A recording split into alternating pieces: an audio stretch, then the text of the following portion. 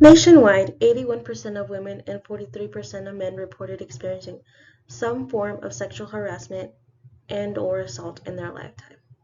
According to StopSexualViolence.edu, sexual violence is preventable, and sexual violence impacts every community and affects people of all genders, sexual orientations, and ages. Anyone can experience sexual violence, and it can happen anywhere, even online. I believe that the implementation of a consent talk in schools would be very beneficial to children, especially in children, in order to learn about learning how to respect themselves and others.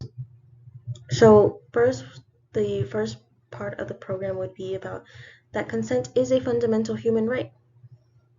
Consent is needed in each and every single intimate activity, and even I understand that some may say, oh, I'm worried about teaching consent to children because that entails that we have to tell them about sex or physical intimate activity. But consent isn't all sexual intimacy activities. So, consent can be needed for a simple hug or holding of the hand.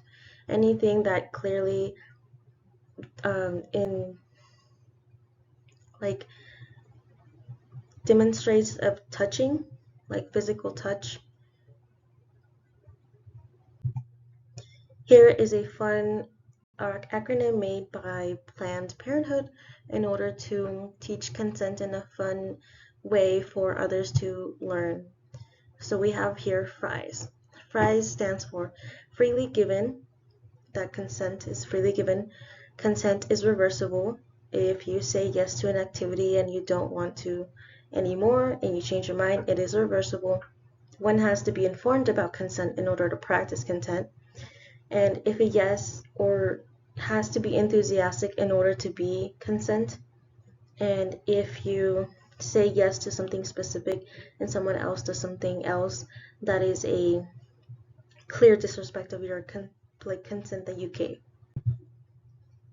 So the Sexual Violence Statistics org suggests that recognizing what a healthy relationship would look like and consent is very vital because teaching consent teaches mindfulness and respect for one and others. It is extremely vital learning about consent in order to learn and create your own boundaries.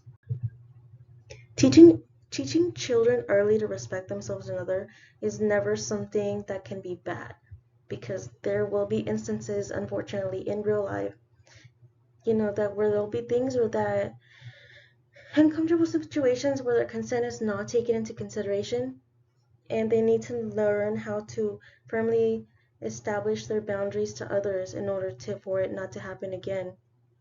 Or even like learning how to say no is a huge thing in boundaries and for consent. And it is a chance to create a more respectful and safer society as early as a child who is 5 years old.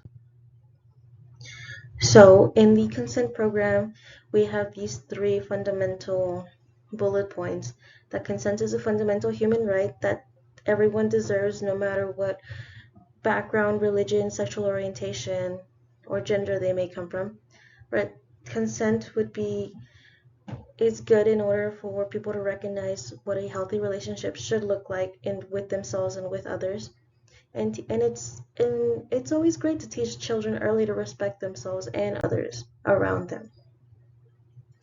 Sexual violence many times is not about, actually always, is not about the sexual violence in itself. It's more about power and having the other person feel powerless because clearly it's a violation of their boundaries.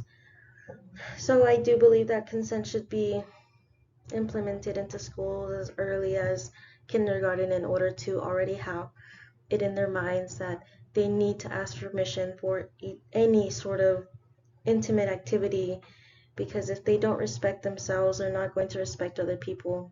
But if they respect themselves, they're going to respect other people, and they're going to be more mindful and practical of what interacting with others who have different boundaries from themselves would look like. Thank you.